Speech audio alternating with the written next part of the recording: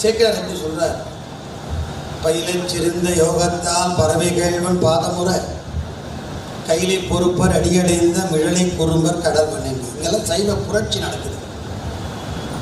பெருமிழலை குறும்பர் சுந்தரமூர் சுவாமிகள் அஞ்சைக்களத்தில் பாடி வெள்ளானையில் ஏறி கைலாயம் போகிறதுக்கு முதல் நாளே சாமிகிட்ட போனார். கவனிக்கலாம், இது ரொம்ப ஆச்சரியமான இடம். சாமி கேட்குறார் குறும்பரை, ஏன் வந்த அப்படின்னு. குறும்பர் சொல்கிறார் சாமிக்கு, கவனிக்க, மிழலை குறும்பர் சொல்கிறார், விமலனார் வெள்ளியலாளோடு விடையேறும் வித்தகருக்கு சொல்கிறார் மிழலை குறும்பனாயினார். என்னென்னு, நாளைக்கு எப்படி நீங்கள் சுந்தரரை கூப்பிட்றதுக்கு யானை அனுப்புவீங்க, சாமிக்கே அந்த எண்ணெய் இவர் தான் தொட்டு வைக்கிறார். இவர் தான் சொல்லி சாமி செய்கிறாரு. நீங்கள் அனுப்ப போகிறீங்க, நீ சுந்தரர் இங்கே வரப்போகிறார், அதுக்கு முதல் நாள் வரணுன்ட்டு நான் வந்துட்டேன். உங்கள்கிட்ட இருக்கிறதுக்காக இல்லை, உங்கள் திருவடியில் இருக்க போகிறாரு சுந்தரர், அவர்கிட்ட சேர்த்து புரட்சி பாருங்களேன்.